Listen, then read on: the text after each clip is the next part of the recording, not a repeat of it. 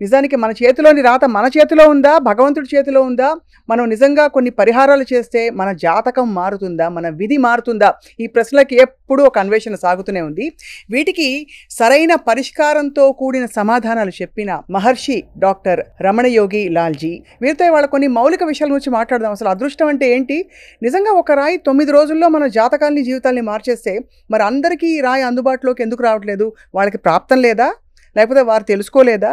ఇది వారికి పనిచేయట్లేదా? అన్నీ మాట్లాడదాం. గురువుగారు నమస్కారం అండి. నమస్కారం అమ్మా. నిజంగా ప్రాప్తం అంటూ ఏమన్నా ఉంటుందండి? చాలా బాగుంటుందమ్మా. మిమ్మల్ని మేము ఎప్పటి నుంచో చూస్తున్నామో, మీరంటే మనం ఈ రోజున మనం ఇద్దరు కూర్చొని మాట్లాడుతున్నామంటే ఇదే ప్రాప్తం అంటే. మీరు ఎవరో నాకు తెలుసు, నేను ఎవరో మీకు తెలుసు, కానీ ఈ రోజు కూర్చుంటున్నాను. ప్రతి ఒక్కటి అదృష్టం లేనిదే మీకు ఎంత గొప్పదనం ఉండొచ్చు, ఎంత డబ్బులు ఉండొచ్చు, ఎంత శక్తి ఉండొచ్చు, ఎంత చదువుకుని ఉండొచ్చు, ఎంత ఉన్నప్పటికీ అదృష్టం ఆవగించలేకపోతే వాళ్ళ జీవితం అసలు చూడడానికి కూడా కనిపించకుండా అయిపోతుంది. అదృష్టం ఉంటే ఎంత చిన్నవాడు కూడా చాలా పెద్దోడు అవుతాడు. అద్దెంట్లో ఉండి నెలకి అద్దెలు కట్టలేక చాలా ఇబ్బంది పడేవాళ్ళు నా దగ్గరకు వచ్చిన వాళ్ళు, లేకపోతే చనిపోదామని వచ్చిన వాళ్ళు అదృష్టతను పెట్టుకున్నాక కొన్ని రోజుల తర్వాత తిరిగి వచ్చి కారు మేడ వ్యవహారం అన్నీ భార్య పిల్లలతోటి బంధువుల్ని తీసుకొచ్చి అందరినీ మేము ఇంత బాగా పెట్టడానికి మీరే కారణం అని చెప్పి మీరు నా వీడియోస్లో కూడా చూడొచ్చు. మా అదృష్ట ఛానల్ ఒకసారి ఓపెన్ చేసి చూస్తే కనిపిస్తుంది.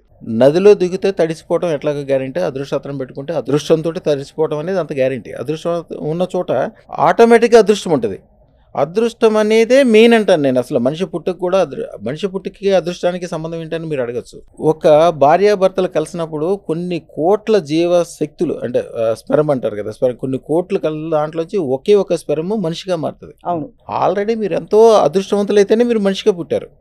మీ మనిషిగా పుట్టిన తర్వాత మీకున్న చాలామందికి వాళ్ళ శక్తులు మొత్తము, వాళ్ళ అదృష్టం మొత్తం అక్కడే ఖర్చు అయిపోతుంది.